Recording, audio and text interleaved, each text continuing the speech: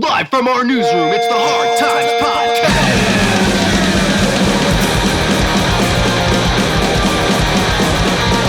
With Bill Conway and Matt Sankum. I used to deliver for a bougie pizza. I was the delivery boy for a bougie pizza place. You see a lot of weird stuff? Oh my God.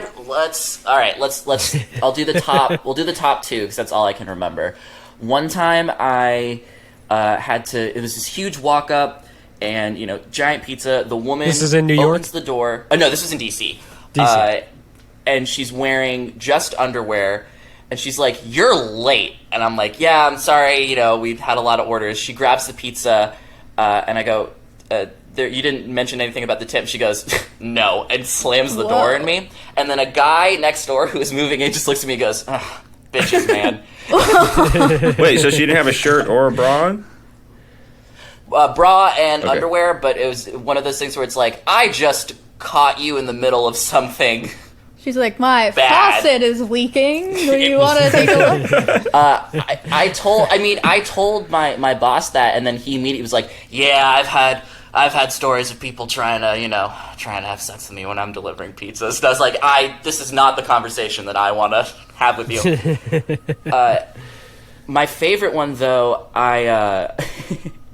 I hope my boss is listening to this one.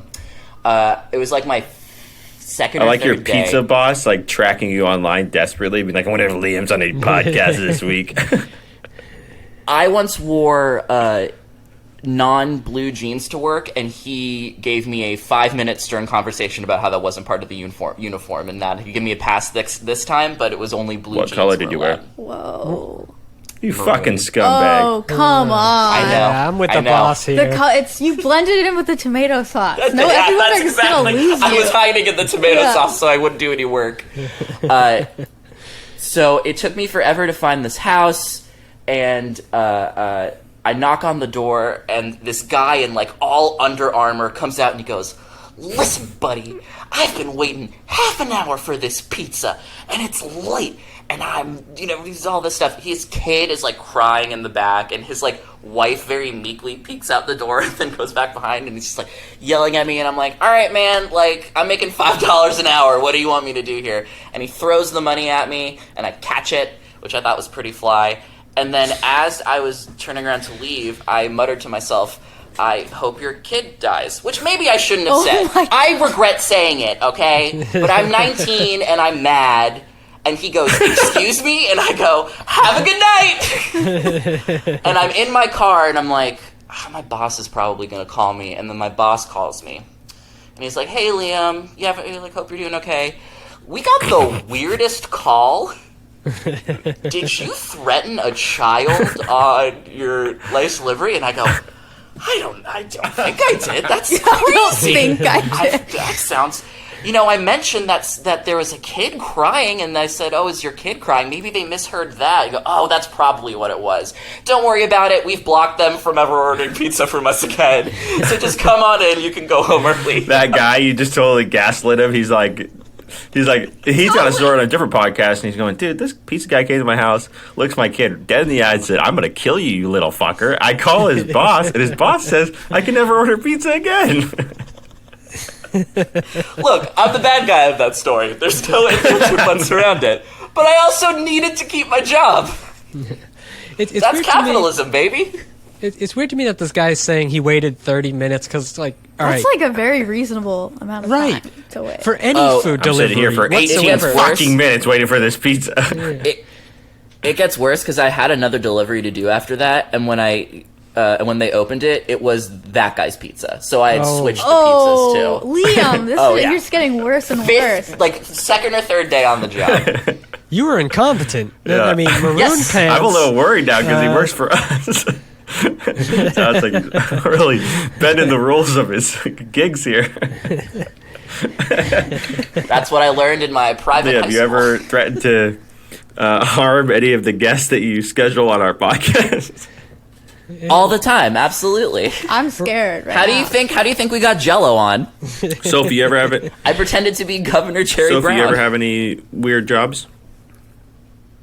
I was once I rented out beach equipment at a little stand on the beach, and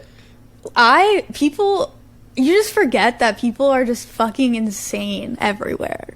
And I quit, I think, after a few weeks, but I was, 17, 18, and I was tiny. I was like this 4'11", Not like now. very You're small. 6'7" now? Yeah, 6'7". Very small, shy girl alone on the beach. When we were setting up earlier, I was originally sitting where Sophie Yeah. was, and the height difference was you would not be able to see one of us. Yeah, and people, I don't respond. People are yelling. People are like, I need this SPF sunscreen. I was like, sorry, we only have this one. Like, I'm going to get burned. Everyone's so freaking dramatic out there. People didn't bring their own sunscreen to the No, beach? people expect to be able to rent one out of a cart that has everything you I ever delivered a need. pizza one time to I worked at a hotel room service, and there was a crying kid. I think it was pizza and a burger. Pizza, burger, a couple other things. And Kid was crying because Liam had threatened it earlier. I was going to say, I can give you some tips on how to this deliver. kid is crying, and then he sees me, and he goes, "Daddy." Oh. And I'm like, your chicken tenders are here, but I'm not your dad, right? And then everyone's mom be like, "That ain't your daddy.